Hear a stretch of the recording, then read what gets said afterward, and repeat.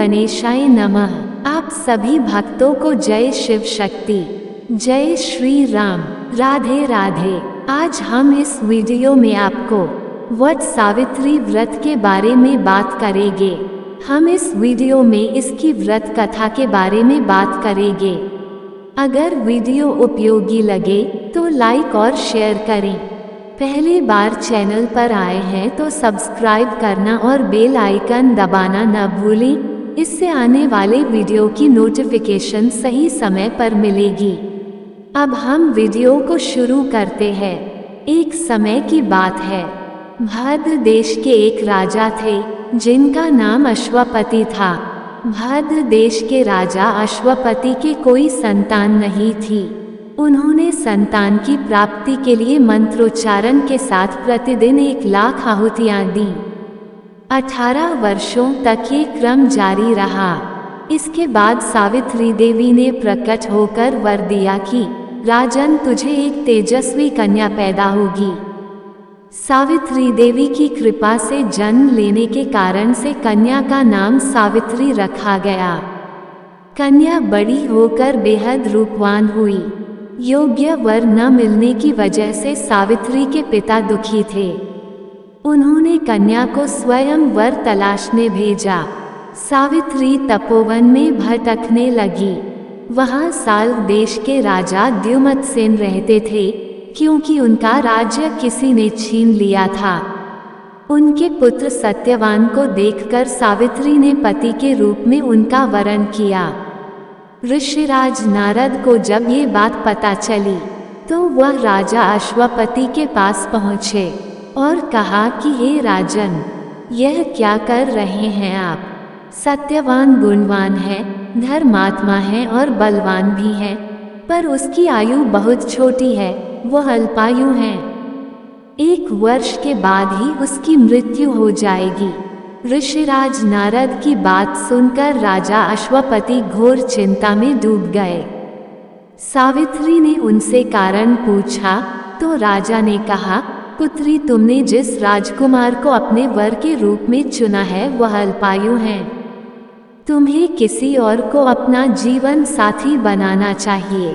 इस पर सावित्री ने कहा कि पिताजी, आर्य कन्याएं अपने पति का एक बार ही वरण करती हैं, राजा एक बार ही आज्ञा देता है और पंडित एक बार ही प्रतिज्ञा करते हैं और कन्यादान भी एक ही बार किया जाता है। सावित्री हठ करने लगी और बोली, मैं सत्यवान से ही विवाह करूंगी। राजा अश्वपति ने सावित्री का विवाह सत्यवान से कर दिया। सावित्री अपने ससुराल पहुंचते ही सास ससुर की सेवा करने लगी। समय बीतता चला गया। नारद मुनि ने सावित्री को पहले ही सत्यवान की मृत्यु के दिन के बारे में बता दिया था। वो दिन जैसे जैसे करीब आने लगा, सावित्री अधीर होने लगी। उन्होंने 3 दिन पहले से ही उपवास शुरू कर दिया। नारद मुनि द्वारा कथित निश्चित तिथि पर पितरों का पूजन किया। हर दिन की तरह सत्यवान उस दिन भी लकड़ी काटने जंगल चले गए। साथ में सावित्री भी गईं। जंगल में पहुंचकर सत्यवान लकड़ी काटने के लिए एक पेड़ पर चढ़ गए। तभी उसके सिर में तेज दर्द होने लगा। दर्द से व्याकुल सत्यवान पेड़ से नीचे उतर गए।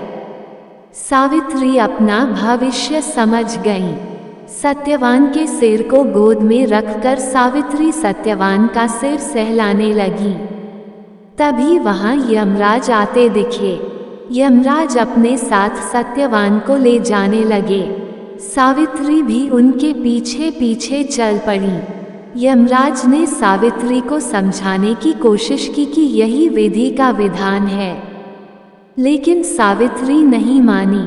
सावित्री की निष्ठा और पतिव्रता को देखकर यमराज ने सावित्री से कहा कि हे देवी, तुम धन्य हो, तुम मुझसे कोई भी वरदान मांगो। सावित्री ने पहले वरदान में कहा कि मेरे सास ससुर वनवासी और अंधे हैं, उन्हें आप दिव्य ज्योति प्रदान करें। यमराज ने कहा, ऐसा ही होगा, जाओ अब लौट जाओ। लेकिन सावित्री अपने पति सत्यवान के पीछे पीछे चलती रहीं। यमराज ने कहा, देवी तुम वापस जाओ। सावित्री ने कहा, भगवान मुझे अपने पतिदेव के पीछे पीछे चलने में कोई परेशानी नहीं है। पति के पीछे चलना मेरा कर्तव्य है। ये सुनकर उन्होंने फिर से उसे एक और वर मांगने के लिए कहा। सावित्री ने दूसरे वरदान में कहा कि मेरे ससुर का राज्य छिन गया है, उसे पुनः वापस दिला दें। यमराज ने सावित्री को यह वरदान भी दे दिया और कहा, अब तुम लौट जाओ। लेकिन सावित्री पीछे पीछे चलती रहीं। यमराज ने सावित्री को तीसरा वरदान मांगने को कहा। इस पर सावित्री ने 100 संतानों और सौभाग्य का वरदान मांगा। यमराज ने इसका वरदान भी सावित्री को दे दिया। सावित्री ने यमराज से कहा कि प्रभु मैं एक पतिव्रता पत्नी हूँ और आपने मुझे पुत्रवती होने का आशीर्वाद दिया है। ये सुनकर यमराज को सत्यवान के प्राण छोड़ने पड़े। यमराज अंतर्ध्यान हो गए और सावित्री उसी वट वृक्ष के पास आ गई जहाँ उसके पति का मृत शरीर पड़ा था। सत्यवान जीवंत हो गया और दोनों खुशी खुशी अपने राज्य की ओर चल पड़े। दोनों जब घर पहुँचे तो देखा कि माता पिता को दिव्य ज्योति प्राप्त हो गई है।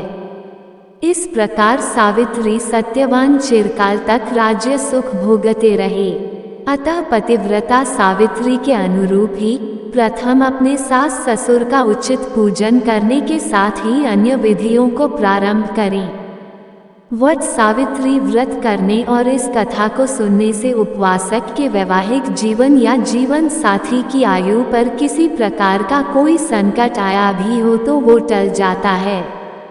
ये थी वट सावित्री सत्यवान व्रत कथा। इस वीडियो में इतना ही। अगर वीडियो उपयोगी लगे तो लाइक और शेयर करें। पहली बार चैनल पर आए हैं तो सब्सक्राइब करना और बेल आइकन दबाना न भूलें। इससे आने वाले वीडियो की नोटिफिकेशन सही समय पर मिलेगी। जय शिव शक्ति। जय श्री राम।